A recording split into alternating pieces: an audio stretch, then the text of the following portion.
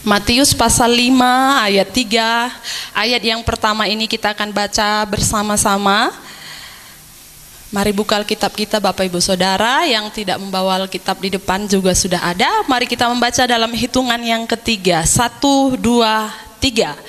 Berbahagialah orang yang miskin di hadapan Allah, karena merekalah yang empunya kerajaan sorga. Saya ulang, berbahagialah orang yang miskin di hadapan Allah, karena merekalah yang mempunyai kerajaan sorga. Bukan Tuhan katakan berbahagialah orang yang tidak punya apa-apa, maka yang kaya tidak bisa memiliki kerajaan sorga. Tidak. Dia sedang berkata satu makna yang harus kita maknai berbeda dengan pengertian yang berbeda dari ayat ini. Berbahagialah orang yang miskin itu tidak menunjuk kepada ada tidak adanya uang, bagus tidak bagusnya baju, ada tidak adanya mobil. Bukan berbicara tentang kemiskinan yang demikian. Tapi arti miskin di sini kalau kita membaca dan kita mengartikan lebih dalam, artinya begini: seseorang yang menyadari bahwa tanpa Tuhan dia tidak bisa lakukan apa-apa. Itulah arti miskin di hadapan Allah. Saya merasa miskin di hadapan seseorang, maka saya akan merasa saya tidak ada apa-apanya di hadapannya, begitu. Kalau kita berjumpa dengan seseorang yang kaya dan kita merasa kita ini jauh berbeda dari dia, maka biasanya cara kita, gaya kita akan berbeda. Kenapa kita kayaknya tarik diri? Dia kaya kali. Sedangkan aku, siapalah awak ini ya, hamba ini tidak ada apa-apanya. Itu yang sedang firman sampaikan kepada kita. Berbahagialah orang yang miskin di hadapan Allah, karena merekalah yang empunya kerajaan sorga. Kitab Matius adalah kitab pertama dalam perjanjian baru, dan pasal kelima ini berbicara tentang ucapan-ucapan bahagia. Berbahagialah, berbahagialah, dalam arti lain diberkatilah, diberkatilah, diberkatilah. Di pasal 1 kitab Matius ini mencatat tentang sisilah Yesus. Yesus itu anak siapa? Siapa kakeknya? Siapa di atasnya lagi? Terus dirunut. Itu pasal 1. Lalu di pasal 1 juga masih dicatat tentang kelahiran Yesus. Lalu pasal 2 itu tentang orang Majus. Orang Majus adalah orang yang ingin melihat Yesus. Lalu mereka datang waktu itu. Dan di pasal juga masih berbicara tentang kelahiran Yesus yang dimana karena dia lahir, Raja Herodes merasa terganggu sampai akhirnya mengeluarkan sebuah surat, bunuh semua anak-anak kecil, sehingga akhirnya Yesus disembunyikan. Pindahlah mereka ke Mesir supaya nggak kena bunuh waktu itu. Lalu pindah ke Mesir, itu pasal 2. Pasal 3 itu berbicara tentang Yohanes Pembaptis. Kamu kenal siapa Yohanes Pembaptis? Kenal ya? Kok bingung semua? Tahu kita Yohanes Pembaptis? Tahu ya? Dialah yang membaptis Yesus, dicatat di sini. Jadi kenapa kita juga perlu dibaptis? Saya singgung sedikit. Karena kita ikut Yesus.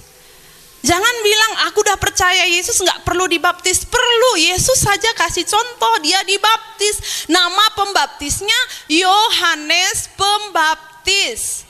Jadi kamu juga jangan lupa siapa yang membaptis kamu. Siapa yang baptis? Siapa ya? Siapa ya?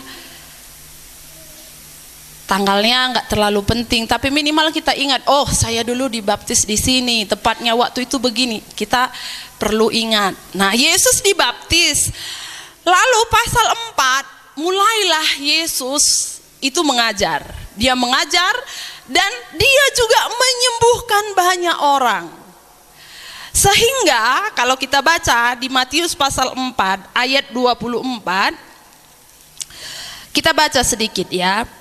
Dari ayat 23, Matius 4 ayat 23. Yesus pun berkeliling di seluruh Galilea, ia mengajar dalam rumah-rumah ibadat dan memberitakan Injil kerajaan Allah serta melenyapkan segala penyakit dan kelemahan di antara bangsa itu. Maka tersiarlah berita tentang dia di seluruh Syria dan dibawa kepadanya semua orang yang buruk keadaannya. Ada saudara yang datang ke sini buruk keadaannya? Tidak ada ya. Saya lihat semuanya baik keadaannya.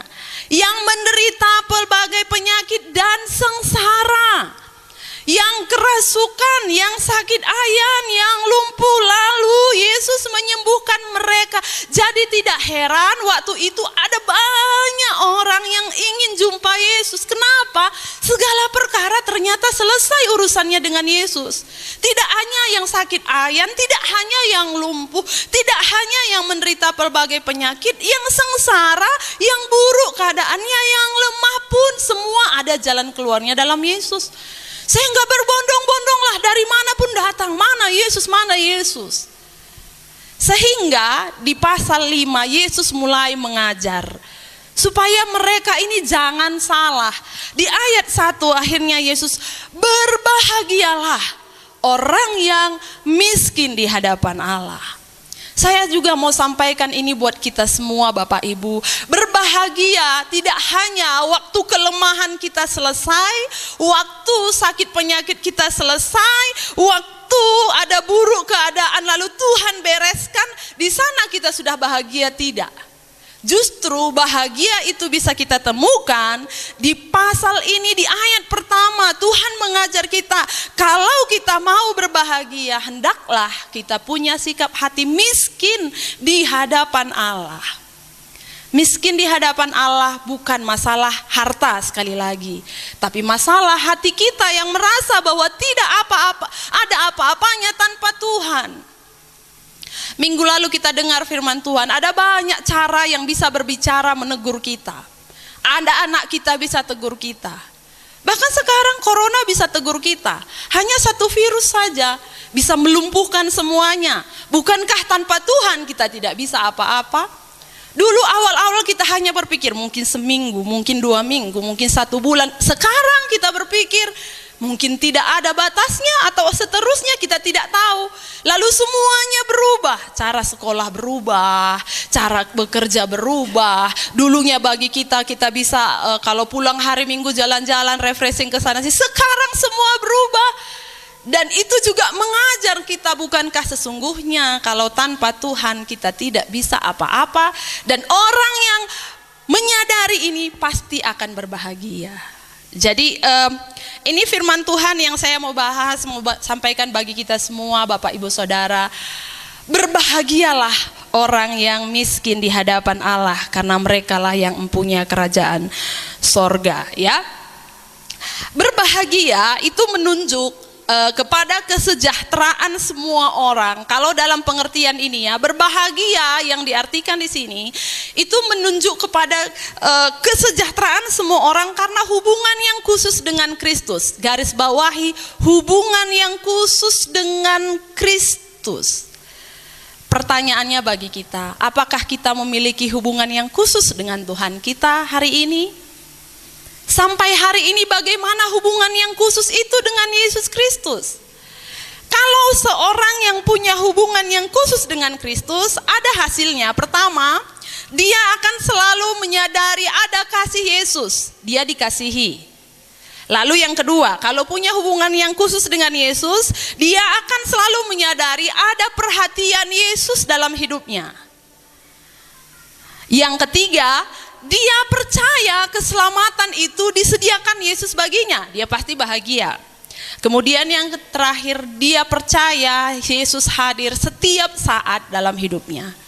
Orang yang demikian adalah orang yang berbahagia, kata firman Tuhan. Saya ingat waktu sekolah dulu, guru-guru mengajar di sekolah tentang teori Maslow ya. Masih ingat mungkin ya teori Maslow juga, beberapa kita yang dulu sekolah yang nggak cabut tentunya ya, yang cabut dulu mungkin nggak masuk ini pelajaran tentang ini.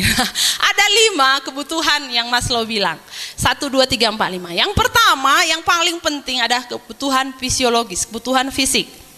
Setelah terpenuhi kebutuhan yang pertama, baru bisa melanjut kepada kebutuhan yang kedua. Kebutuhan yang kedua adalah kebutuhan aman dan nyaman. Lalu setelah ini ada kebutuhan ketiga, kebutuhan untuk dicintai. Lalu ada kebutuhan yang keempat, kebutuhan untuk dihargai, harga diri. Kemudian ada kebutuhan yang kelima, aktualisasi diri. Saya lihat dari depan Bapak Ibu Saudara, kebutuhan yang pertama semua sudah terpenuhi. Kenapa? Saya lihat dari sini nggak ada yang lemah sekali nggak makan-makan, itu maksudnya. Ini yang pertama ini, saya nggak usah kasih cara, nggak usah ajari Bapak Ibu, karena Bapak Ibu lebih pintar cari makan dari saya. Saya nggak pintar cari makan, saya nggak ngerti banyak jualan, saya nggak ngerti banyak kerja ini kerja itu. Makanya waktu ini saya kuliah, ada mata kuliah entrepreneurship katanya, belajar tentang bagaimana berusaha. Dosen saya selalu bilang, ayo ibu gembala, buka usaha. Saya bilang, saya ini pendeta Bu, saya nggak perlu berusaha. Dia bilang, enggak, pendeta juga bisa berusaha. Kebetulan karena ini mata kuliahnya seperti itu, jadi kita sangat diinikan ya.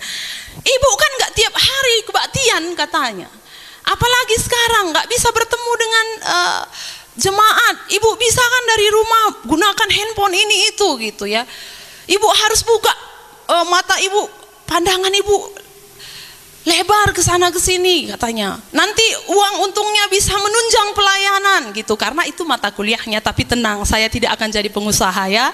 Karena enggak, saya pun enggak. Karena memang mata kuliahnya begitu diajar. Ayo gitu. Kita ditanamkan nilai-nilai supaya kita memiliki mental yang begitu. Nah, saya pikir saya tidak punya keahlian untuk mengajarkan ini. Paling saya hanya bilang, ayo kita jangan malas, rajin.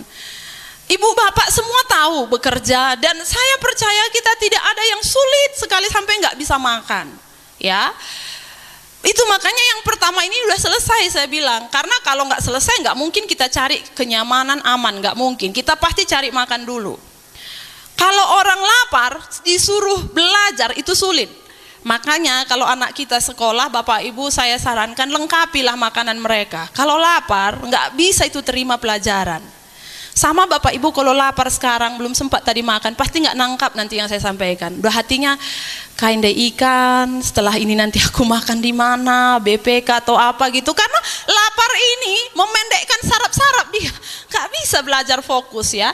Itu makanya saran saya anak-anak itu kalau sekolah ya, karena kita juga ada TK di sini. Kalau anaknya nggak makan dari rumah, udah jam 11, belum jam 11 tuh udah lasak ya. Kenapa? Karena nggak bisa fokus. Itu yang pertama. Dan kita melanjut kepada kebutuhan yang kedua, aman dan nyaman. Aman dan nyaman ini tidak bisa dideteksi dari mata secara langsung. Walaupun kadang-kadang kita lihat dia gelisah, oh mungkin dia nggak aman. Tapi ada orang pintar tutup-tutupi, kelihatan aman tapi nggak aman. Kelihatan nyaman tapi nggak nyaman. Kelihatannya nggak ada masalah, semua oke, tapi ternyata ada masalah. Dan saya percaya disinilah kita harus mulai belajar bahwa tidak semuanya bisa dikerjakan dengan kekuatan kita, dengan pengetahuan kita, dengan akal budi kita. Di sini kita harus mulai belajar mengandalkan Tuhan. Walaupun yang pertama tadi memang kita juga harus mengandalkan Tuhan, tapi saya melihat dalam poin yang ini Bapak Ibu Saudara semuanya mengerti ya. Ada satu ayat yang saya mau sampaikan sebelum lebih jauh, Amsal 20 ayat 13 mengenai bekerja ini tadi ya. Saya bukan sedang mengatakan bahwa bekerja saja walau tidak mengandalkan Tuhan akan makan, minum, tapi ada satu ayat yang kita mau baca, Amsal 20 ayat 13. Janganlah menyukai tidur supaya engkau tidak jatuh miskin. Janganlah menyukai tidur supaya engkau tidak jatuh miskin. Artinya kalau kita nggak tidur, artinya kalau kita bekerja, maka kita tidak akan miskin. Gitu ya, paling tidak ya. Jangan tidur-tidur saja. Adik kalau malas, wajar iya mesra gitu. Saya perhatikan banyak orang kaya, biasanya orang kaya itu rajin. Jarang, atau saya kalau ingat-ingat pun ada orang kaya lalu dia malas, itu nggak ada. Paling kayanya sebulan ini. Dan kenapa dia kaya? Karena warisan orang tuanya. Sebulan ini kaya, malas kam sebulan, bulan depan tengok udah nggak kaya itu. Kalau orang kaya biasanya rajin, malah dia jam tidurnya lebih sedikit dari kita. Itu biasanya orang kaya.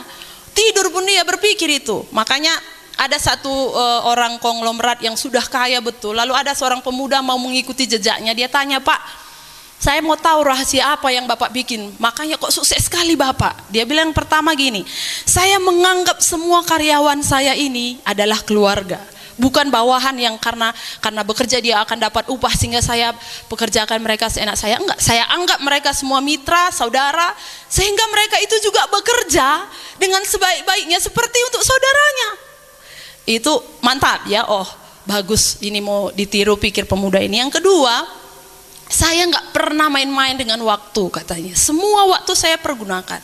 Nggak ada yang namanya waktu itu disia-siakan. Waktu itu kan uang. Oh kalau gitu Pak, kata pemuda ini, Bapak sudah berumur dan kekayaan Bapak sudah ada di mana-mana. Saya pikir mungkin Bapak sudah berhenti ya kali ini untuk bekerja. Apa yang Bapak mau sudah ada. Justru Bapak itu jawab apa? Dia bilang gini, justru itu nak, justru karena saya sudah punya banyak, saya mau lebih banyak lagi. Bapak Ibu dengar, kebutuhan kekayaan dunia ini nggak pernah ada yang namanya cukup. Kita semua gitu, nggak akan ada namanya cukup. Karena kekayaan ini, kalau ini kita buat menjadi ukuran untuk memuaskan hidup kita, maka nggak akan pernah puas itu. Makanya sekaya apapun dia nggak akan pernah mau berhenti. Namanya Isabel, Isabel gitu kan, nama istrinya Isabel. Dia raja, tentu dia punya banyak harta. Tapi satu kali dia tengok-tengok keluar, ada dilihatnya satu kebun. Dia pikir, kalau ku punya ini pasti senang hatiku gitu. Karena inilah contoh orang yang kepuasannya tadi tidak ada ujungnya ya, nggak bertemu dengan Yesus ya begini. Dia pikir nanti ini menyenangkan gitu. Nggak punyanya, aku maunya yang ini. Lalu dia jumpailah Nabot. Nabot nggak kasih karena itu tanah warisan. Dia bilang ini tanah warisan, saya nggak mungkin kasih. Pulanglah dia dengan sedih. Telungkup dia, nggak mau makan. Nah ini raja, kayak medem, terbalik gini. Istrinya datang, kenapa kamu? Dia bilang, aku mau kebunnya tapi nggak dikasihnya. Tenang, kata istrinya. Istrinya ini berginting. Pintar dia atur strategi ya kan. Tenang kata. Diaturnya strategi, diambilnya dengan cara yang tidak baik. Saya pikir waktu dia sudah dapat kebun itu pun, dia belum berbahagia. Karena sumber bahagia yang sesungguhnya belum dia temukan. Banyak kali kadang orang karena kosong tadi di dalam hidupnya, kurang bahagia dalam hidupnya. Kemana kita jalan-jalan hari ini? Ayo hari ini ke Sayum. Pulang dari Sayum udah nggak senang lagi, artinya kok nggak senang juga ya. Mungkin dengan beli perhiasan banyak, udah pakai semua berjejer di mana-mana ya. Pun nggak berbahagia, mungkin dengan beli ini. Bapak Ibu pasti tidak akan berbahagia kalau yang namanya ini tadi berbahagia dalam kitab Matius pasal 5 ini tadi tidak dikerjakan dalam hidup kita.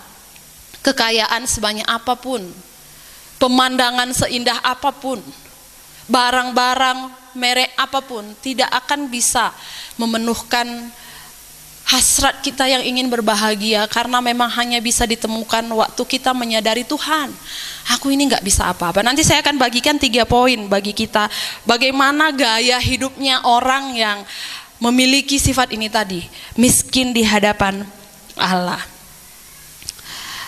Saya semalam baca buku, ada seorang penulis namanya John Calvin. Dia bilang begini, siapa orang yang berbahagia? Kalau kita mau lihat orang yang berbahagia, ini bukan, ini hanya saya mau sampaikan, ini bukan Alkitab ya, bukan juga tokoh Alkitab. Dia hanya orang awam yang ingin menyampaikan dan mengamati bagaimana orang berbahagia. Kalau kita mau lihat orang berbahagia satu hari, dia bilang, lihatlah orang yang baru bercukur, dia bilang. Kalau selama ini ada breo gini kan, apalagi ini bapak-bapak malas kan keluar karena sebisanya jangan dulu gitu kan, udah lama gitu, gimana lah mukaku ini, udah gimana lah ini. Lalu satu hari dia pergi ke tukang pangkas, lalu dia cukur, itu biasanya bahagia, udah rapi.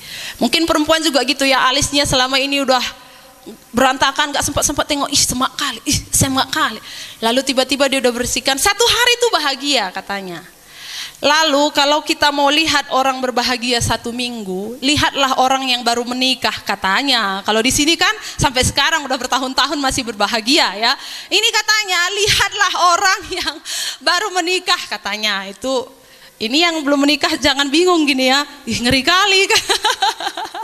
Ini kata John Calvin ya. Ini dia bilang gitu. 1 minggu itu biasanya senang, gandengan kemana-mana 1 minggu. Lihat minggu kedua katanya.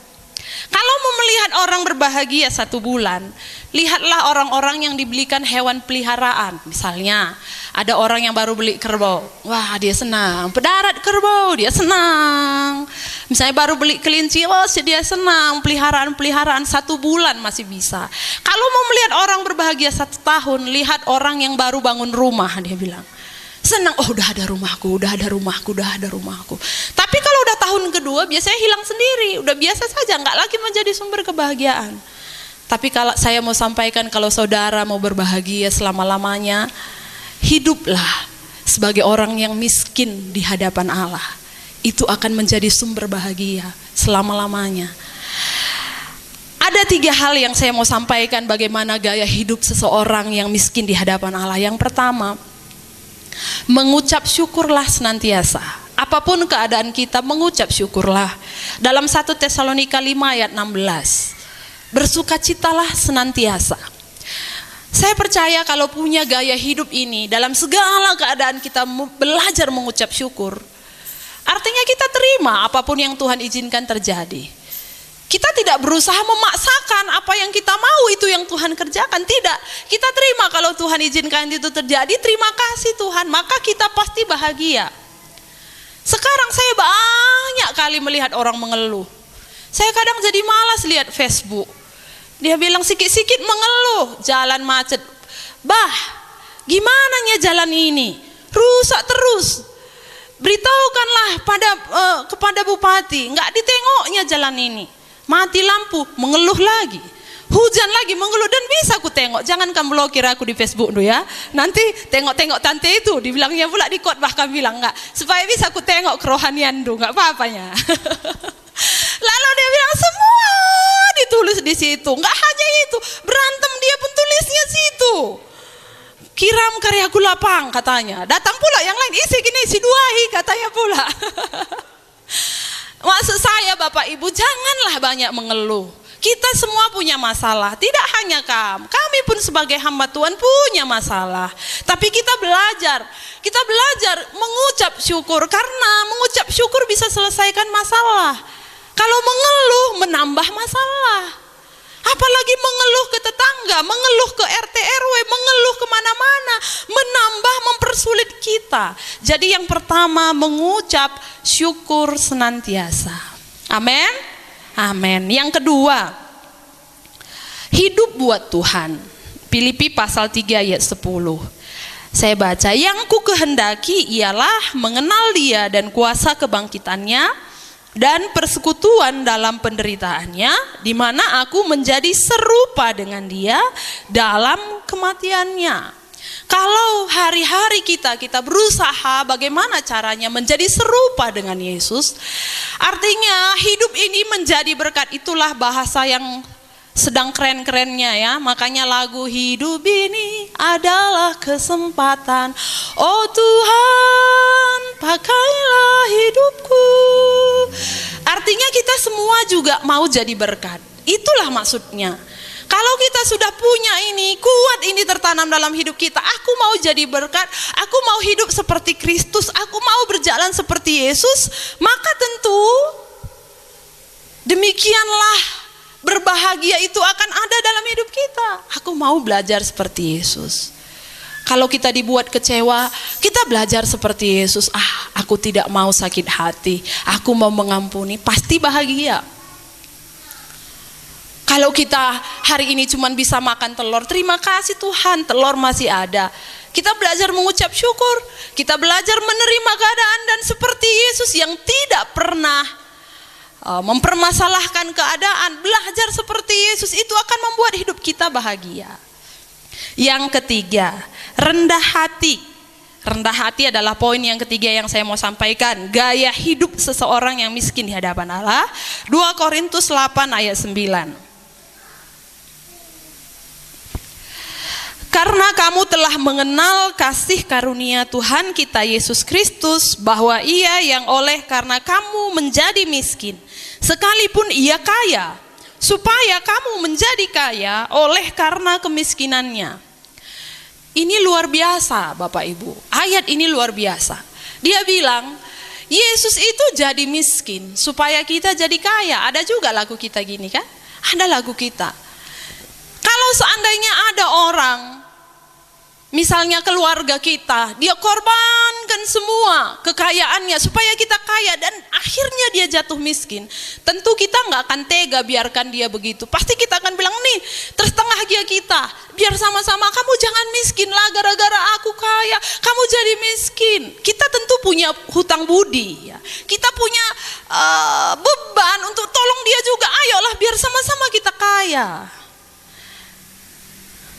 Nah, ini nggak mungkin kita kerjakan sama Tuhan. Ayo Tuhan, dulu kamu sudah berkorban sama aku, lalu sekarang aku mau buat kamu kaya. Itu nggak mungkin. Tapi yang ada adalah kalau kita tahu Yesus mengerjakan ini bagi kita, maka ini akan mengajar kita supaya kita jadi anak Tuhan yang tidak sombong.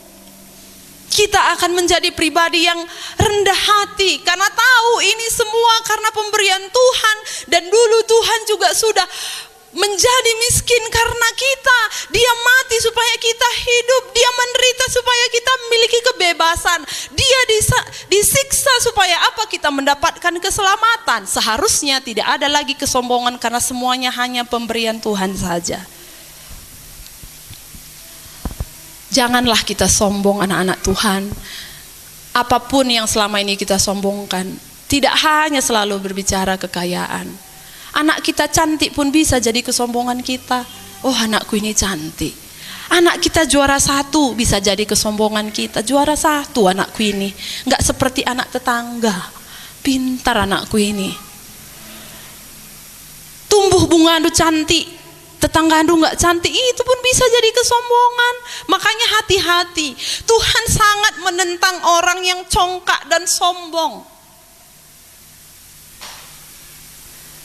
Kamu dapat sesuatu dan yang lain tidak pun bisa membuat kita sombong. Hati-hati, kesombongan ini selalu mengintip-ngintip kita, sangat dekat dengan kita. Di mana-mana bisa terjadi kesombongan. Anak orang lain berantem, ribut, anak anda enggak baik-baik saja.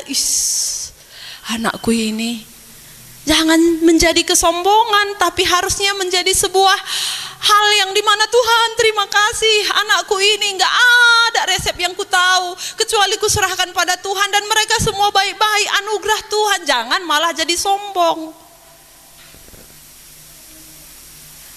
Lau gendek hujan lalap, kabanjahela hujan-hujan. Ikin makana tadi lau gendek. Orang Kabanjai sering bilang sama saya, entah bah nari nggak kena lo gendek ena udan lalap katanya. Kami sini susah kali hujan. Itu pun bisa menjadi kesombongan Bapak. Iya, di sini orang takut Tuhan kan bisa bilang gitu ya.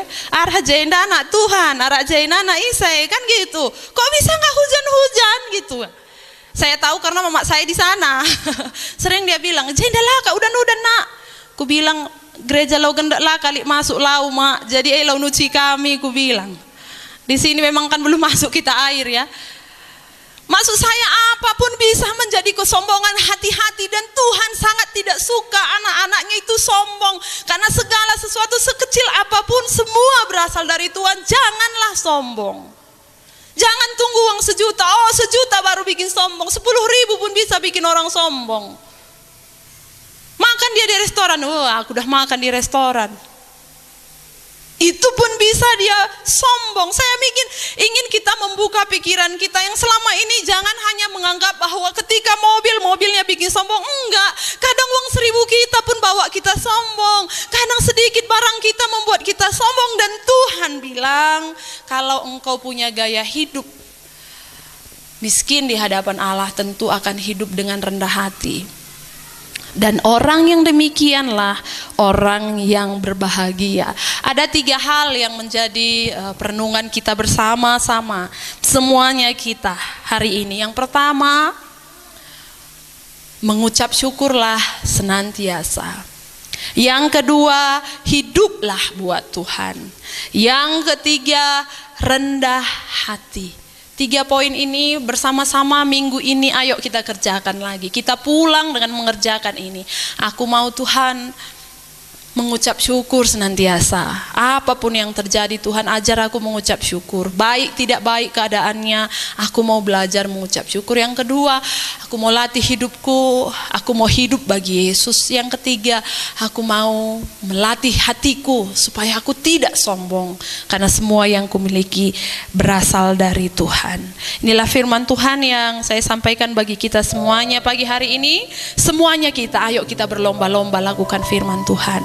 Pulanglah dengan membawa firman Tuhan, dan pulanglah dengan hati yang sudah berbahagia karena dibenarkan lagi oleh firman Tuhan. Pujian dan syukurku ku bawa padamu,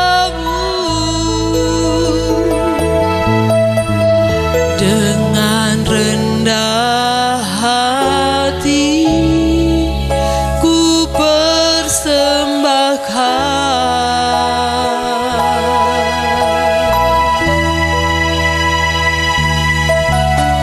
Sadar bila ku ada hanya karena anugerah, bukan karena kekuatan